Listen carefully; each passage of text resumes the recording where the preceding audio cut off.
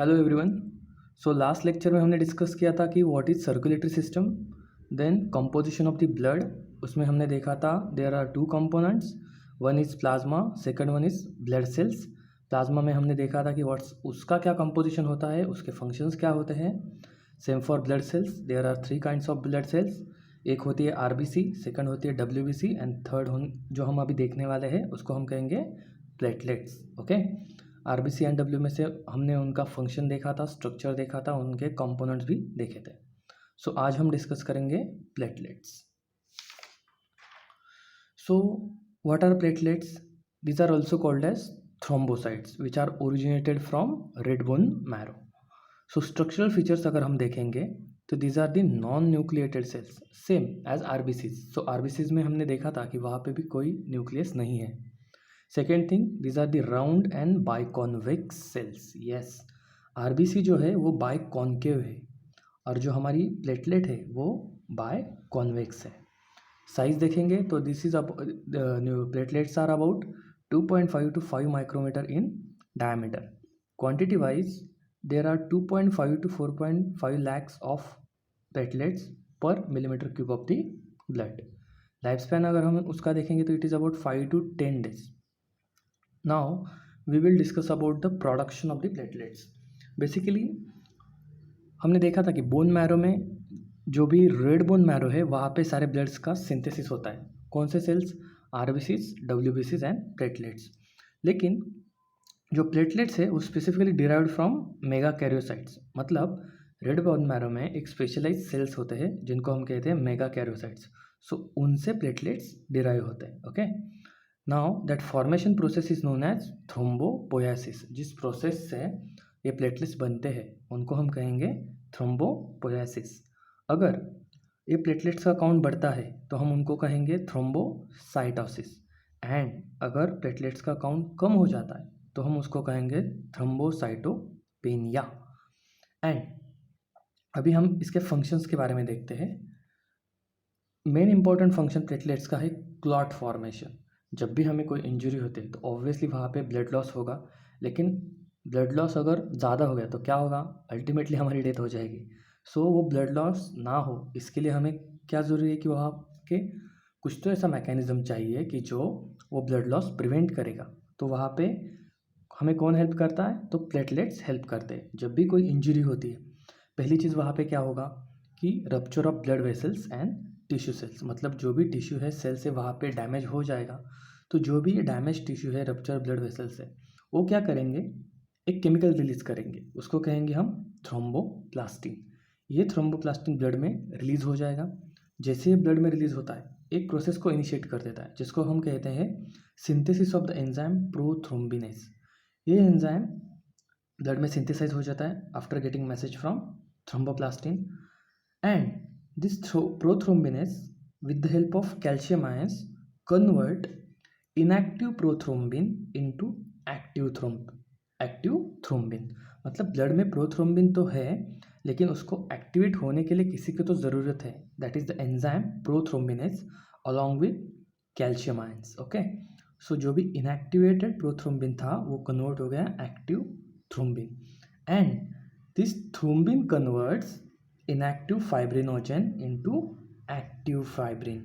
हमने देखा था कि प्लाज्मा में जो भी प्रोटीन्स होते हैं उसमें हमने देखा था albumin, globulin, fibrinogen, prothrombin.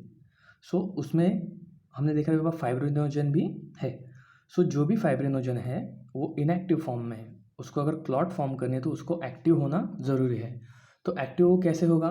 With the help of thrombin. So this thrombin convert fibrinogen into fibrin and this fibrin forms the clot. So इस तरह से जो भी ब्लड लॉस होने वाला था वो प्रिवेंट हो गया। नाउ जो भी नॉर्मल क्लॉटिंग टाइम है वो अबाउट 2 to 8 मिनट होता है। Okay, so this is the structural features of the platelets and its function. But हमने अभी क्लॉटिंग का मैकेनिज्म तो देखा, तो क्या सिर्फ यही फैक्टर्स काम करते हैं क्या क्लॉटिंग मैकेनिज्म में? तो नहीं, और भी फैक्टर्स है। So what are these different factors?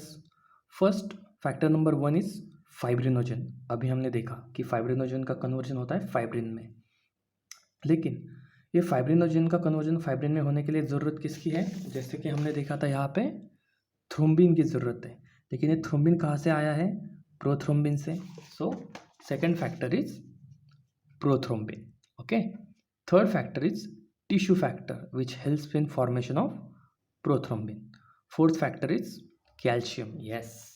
अभी हमने देखा था कि जो भी प्रोथ्रोम्बिनेस एंजाइम है उसको प्रोथ्रोम्बिन को एक्टिवेट करने के लिए कैल्शियम की ज़रूरत होती है.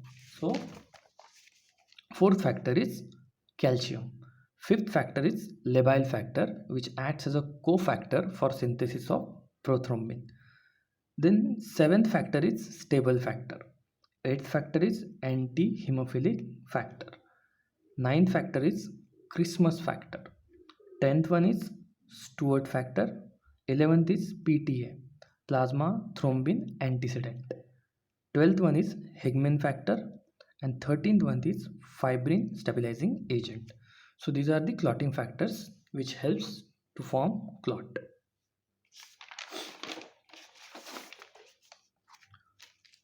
तो अभी हमें प्लेटलेट्स के बारे में तो समझ में आ गया. सो ब्लड सेल्स तो यहाँ पे ख़त्म हो गए. कि what there are three kinds of blood cells. One is RBC, second one is WBC, and third one is our platelets. उनके रोल और उनके फंक्शंस वो तो देख लिए. अभी जब हम कंपोनेंट्स पढ़ रहे थे सर्कुलेटरी सिस्टम का, तब हमने देखा था पहली चीज़ तो blood, second blood vessels, and third one is heart. So अब तक हमने ब्लड तो देख लिया कि ब्लड के कंपोजिशन क्या होते हैं. अभी हम देखेंगे कि ब्लड वेसल्स क्या रोल प्ले करते हैं. So study of the blood vessel is also known as angiology. So ये वर्ड को हम अगर ब्रेक कर देते हैं तो there are two words. One is angio, second one is logy, also called as logos. So what is angio?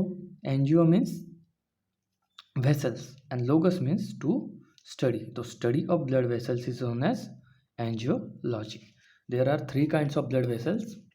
One is arteries, second one is veins, and third one is capillaries. Okay. So पहले हम देखेंगे arteries. So this is the structure of artery. Artery is basically made up of thick walled, muscular and elastic. So there are अगर हम उसका structure देखते हैं तो basically it is made up of three muscular layer. One is tunica externa, this is the external layer. Middle thick layer is tunica media, and inner layer is tunica interna, this is the epithelial layer. Okay. So ये तीन layer मिला के artery का जो lumen है वो form करते हैं. लेकिन जो ल्यूमेन है वो नैरो है. आर्टरीज के स्पेशल कंडीशन है कि वहाँ पे ट्यूनिका मीडिया का साइज थिक होने की वजह से उसका ल्यूमेन जो है वो नैरो होता है. Okay. Second thing, lumen narrow है तो ब्लड प्रेशर भी हाई होगा वहाँ पे for effective circulation. Histologically there are three muscular layer, जैसे हमने देखा था tunica externa, tunica media and tunica interna. Okay. And this arteries are deeply situated, मतलब वो हमें ऊपर नहीं दिखेंगे. अगर हम हमारे बॉडी पे अभी देखते हैं तो हमें जो भी मिलते हैं वो स्मॉल कैपिलरीज मिलते हैं और आर्टरियोल्स मिलते हैं. कभी हमें आर्टरीज सुपरफिशियली नहीं दिखती है. Okay.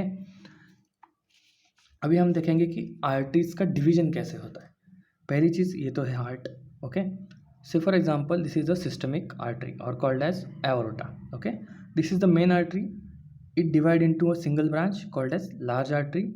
It further divided into smaller branch called as smaller artery, and these smaller arteries divide and redivide into arterioles, and these arterioles divide and redivide into capillaries, which reaches to cells, tissue and organ for supply of the blood.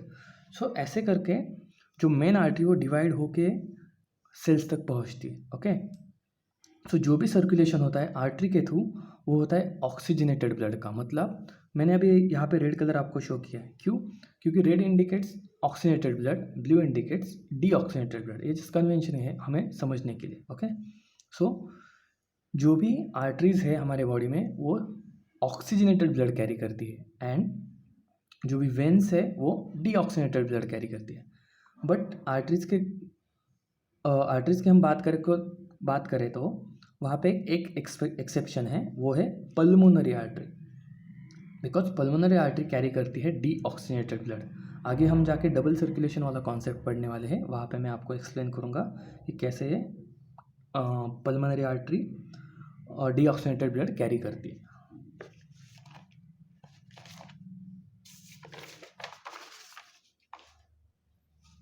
So arteries तो हो गया।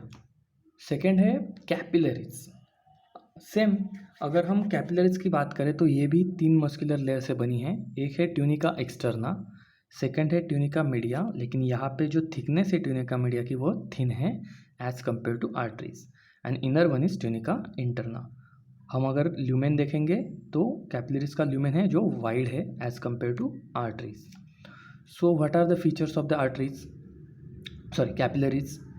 सो it is permeable to water and dissolve substances. Yes, अगर हम lungs की बात करें, जब हम रेस्पिरेटरी सिस्टम पढ़ेंगे तो हम देखेंगे, लेकिन जनरली हमें पता है कि वहाँ जो कैपिलरीज है लंग्स में अराउंड अल्वियोलाई, तो वहाँ पे गैस का एक्सचेंज होता है, लेकिन जो भी एक्सचेंज हो रहा है वो जो भी कैपिलरीज की बाउंड्री है वहाँ पे हो रहा है। Okay, so there is a exchange of gases, nutrients, excretory product which takes place through wall of the capillaries. So capillaries helps to exchange the material. Okay, चलो देखते हैं कि बाबा कैपिलरी का स्ट्रक्चर कैसे होता है। So this is the main artery, these are the arterioles, and these are the fine divided and redivided arterioles, which are, we can call it as capillaries. Okay, and these capillaries unite to form venule, and these too many venules unite to form vein.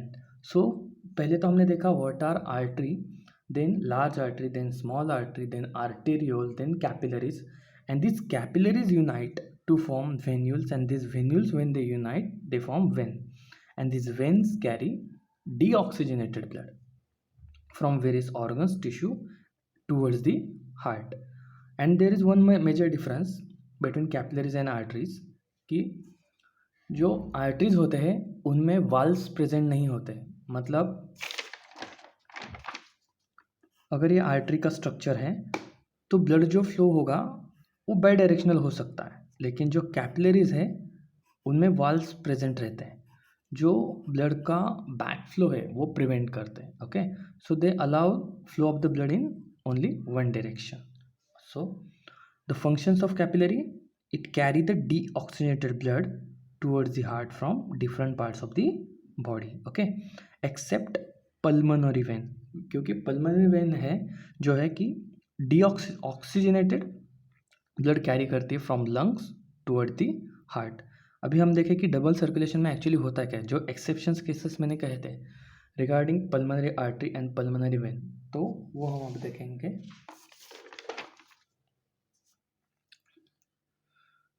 So what is double circulation?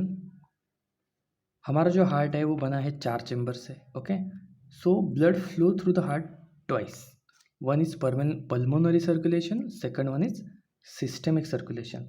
What is pulmonary circulation? Circulation between lungs and heart, उसको हम कहेंगे pulmonary circulation. And circulation between heart and body system और body organs, उसको हम कहेंगे systemic circulation. सो जो हमारी, पहले तो स्ट्रक्चर ऑफ हार्ट हम डिटेल में देखने वाले हैं।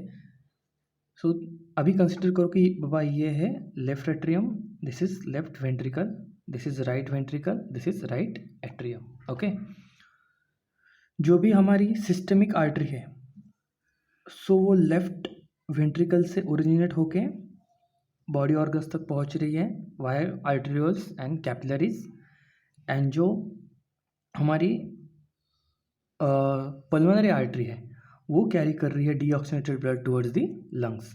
सो देखो ये है हमारा लेफ्ट वेंट्रिकल। ओके, इसमें जो भी ब्लड है वो डीऑक्सीजनेटेड है। ओके, सो इसका ऑक्सीजनेशन होने के लिए उसको लंग्स तक फ्लो होना ज़रूरी है, तो उसको लंग्स तक कैरी करने का काम जो करती है वो पल्मोनरी आर्टरी करती है। Okay, so this is the exceptional case कि बाकी सारी आर्टरीज हमारे बॉडी में ऑक्सीजनेटेड ब्लड कैरी करेगी, बट ओनली पल्मोनरी आर्टरी है जो डीऑक्सीजनेटेड ब्लड कैरी करती है। अभी जो भी ब्लड लंग्स तक पहुंच रहा है उसका ऑक्सीजनेशन हो रहा है, तो ऑक्सीजनेशन होने के बाद हार्ट तक वो ऑक्सीजनेटेड ब्लड आना ज़रूरी है, तो वो कैरी करना काम किसका है, तो पल्मोनरी वेन का है। Generally veins carry deoxygenated blood, but इस केस में pulmonary vein carries oxygenated blood. So this is the double circulation process. Okay, so circulation between lungs and heart to body. Next section में हम देखेंगे कि detailed structure of heart, it's pumping action, it's rhythmicity and circulation.